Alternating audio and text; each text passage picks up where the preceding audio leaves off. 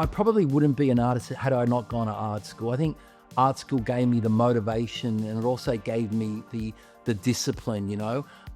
Learning about painting and learning how to draw were essential tools that I was able to implement into my professional practice. My name's Johnny Romeo. I'm a painter. I'm from Sydney, Australia, and I work predominantly in oil paint and acrylic.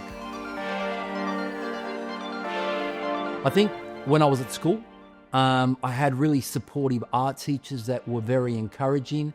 I also had very supportive parents who encouraged me to pursue art. I had a love for it as a young kid, and I just thought this could be a really cool career. So growing up in Australia during the 80s and 90s, you know, for me was a really exciting time. There was the influence of music and skating and the birth of hip hop and breakdancing and street crews and graffiti. And all those elements merged together made it very exciting for a young artist. But more importantly, you know, we were kind of fearless as kids, you know, and we had this invincibility, and that's how it felt. I started as a graffiti artist, and I started dabbling, you know, with graffiti, and graffiti had a combination of both imagery and text. Those elements were very important in my growth as a young artist. I then went to university, and I went from being a graffiti artist to a highbrow artist and started working on canvases. And I still try to incorporate that element of the visual and the verbal in my work. And I stayed true to that.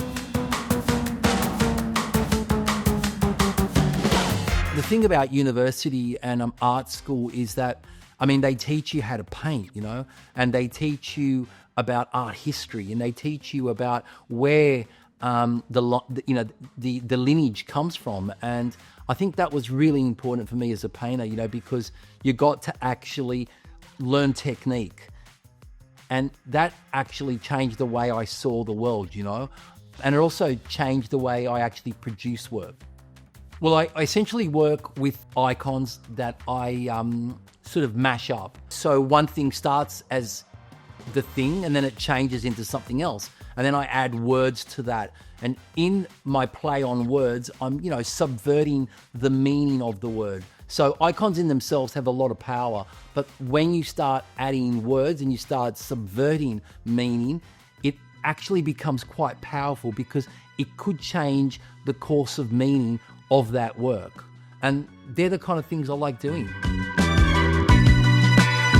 I learned very quickly that I haven't got time to have creative blocks, you know. When I was younger, I had my first studio, and I was paying rent on it. And I just couldn't afford sitting around and waiting for sort of that creativity to kind of hit me, you know. So I took an approach of actually having a stopwatch where I would actually time my creative outflow, output. So I would work 7 hours every day, and every time I stopped, I would stop the clock in order for me to actually have my timed output. And I learned very quickly that the minute you walk in those doors, it was business, and you've got to be planned. So my day starts in the studio at 10 o'clock painting, 9:30 I'm here, but I'm up at 8 o'clock planning the work for the day, or the night before, planning what needs to be done, or taking photographs and rendering them at home on my phone, or, you know, working words at home before I come in, you know. So usually 7 hours a day, 7 days a week, no creative blocks. I think people really like what I do, and they kind of get into it. They get the kind of the word plays. They get the way I subvert my meaning and my messages. They get that I'm kind of working with current social issues and trending topics that are relevant in the world currently. They also understand the jams. They like the colors that I use. And to a certain degree, I think social media has made it a lot easier, because people are far more exposed to worldly issues, and they can see that and identify those elements in my work. And I think that makes my work a little bit easier.